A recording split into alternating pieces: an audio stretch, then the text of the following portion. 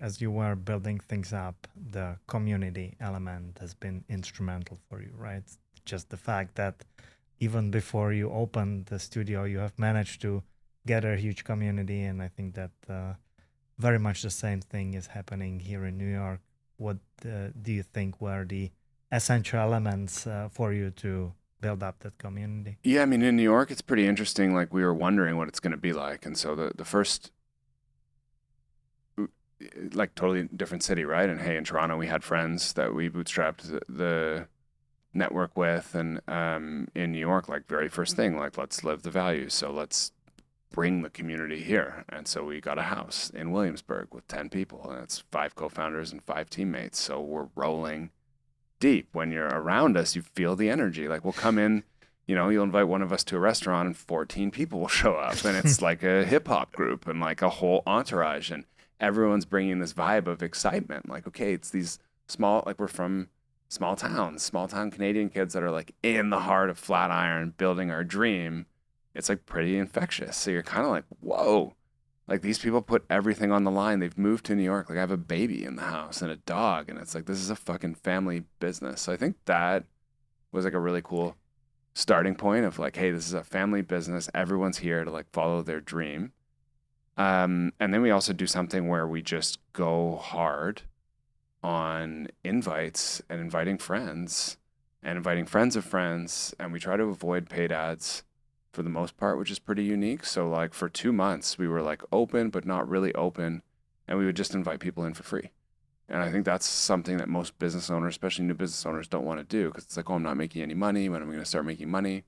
And for us, we're like, oh, that's not the point. The point here is that if you come to Othership, person on your left, person on your right, you're probably going to talk to them. And if this person ran a marathon or, works in nutrition or works at a charity or, plays on some kind of athletic team or is a rock climber or a biker, does something like has a hobby, it's going to improve your experience. And so the way to, kind of select is to have people invite their own friends.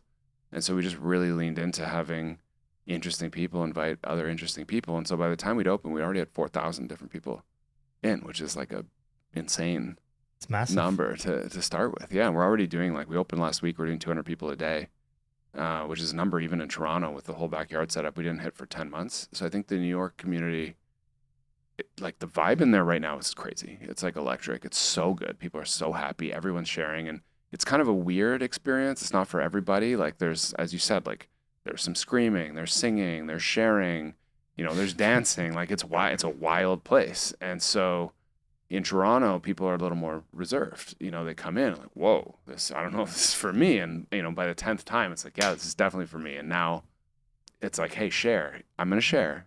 Everything is optional. So Yeah. you don't have to do any of this stuff, which is part of the magic too. It's like, it's not a 2 minute ice bath. It's 10 seconds, whatever you want.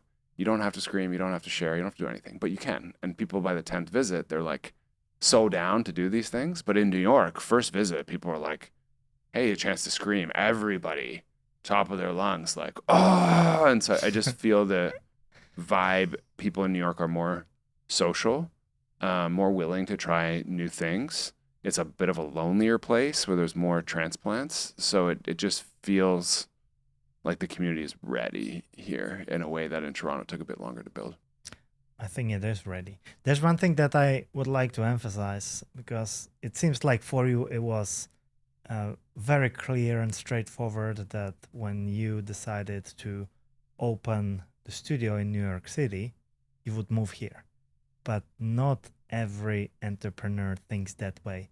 Was there at least a little bit of hesitation, or it was like crystal clear for you that if you are opening a studio, you are moving over here? Because like you have relocated with your family and co-founders, and you live in that house in Williamsburg. And I feel that there is a great lesson learned for other people that are trying to expand somewhere or build their businesses outside of their home base. And I have done that myself, and I have people asking me about that. But what was your thought process about it? I mean, we knew we had to, the whole team, and we're even going to stay probably longer than we expected, and we're going to spend a lot more time here than we thought. And one, that's a hospitality business. right? And people want to, the difference you can make as a co-founder being in the space and talking to people, like the story they can tell, you know. So last night somebody was in and she shared during the class, like, hey, I'm 4 years sober. And this was an experience I never thought I could have again, where I was having fun in a social setting. And so I went up to her after and just said, hey, like, you know, this is my journey too. And I want to gift you a 2-week unlimited pass. Like, fuck yeah, congrats. And she was like, oh my God, like, are you serious? Like, I can't believe, like, so like those moments, if you do that every day, you can have thousands of those. And those are the connections that people then share. And so being in the space, I mean, the other thing is every unit is new, especially for us. The size is increasing. You know, for us, we just did for the first time a party with this group called Daybreaker, morning party, 6 a.m. to 9 a.m. And I would have never believed this was even possible in our space. And if I hadn't seen it, you know, all of a sudden there's 3 saxophone players, there's 2 trombone players, there's a fire dancer, there's a magician, there's a DJ, there's like hundreds of people dancing. And I was like, whoa, you know, and if I wasn't here, I couldn't have seen that. And so I think the spaces keep changing in size. And so you have to be on the flow. You know, for New York, we don't have co-ed change rooms. They're completely different. And so how does that work? When people come in, like, how do they sit in the tea lounge? This one is completely circular stadium seating. How do they move into the sauna? How do they move into the ice bath? So I think when you're doing something in real life and you're relatively new, like every studio, every ship for us, it counts. If like there's a miss in the first 10, it can destroy / really hamper the business. So New York as a market, it's probably our most important market.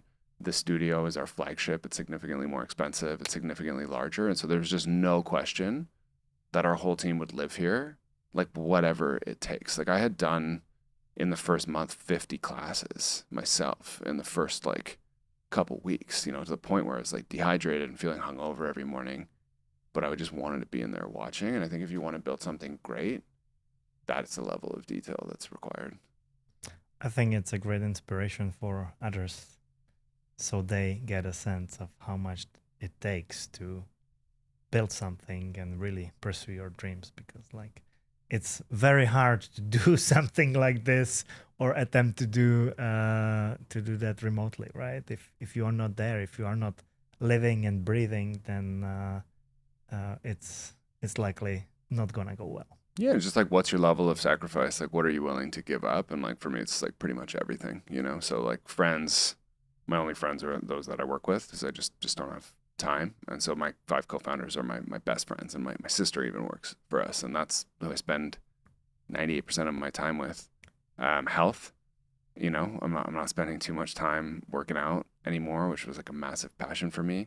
So mostly like most of my time is with my wife, and like thank God she works with me and we work together because it allows us to maintain a really strong relationship because there's so much commonality there. Like if we didn't work together, it would be tough. So my relationship, my work, and then my son are my most important things. But outside of that, I've given up everything else in my life to do this. And it's you know, I was thinking about it the other day. Like there's times like I want to quit, obviously, because it's just so hard, and you know, we're over budget and delayed, and it's afraid if it's going to work. And yeah, and I was just like, fuck, I don't know, am I the right person? Can I even do this? And I think back, like, man, there was a year where I like didn't even take a day off. And so it's just the sacrifice to build something amazing is pretty immense.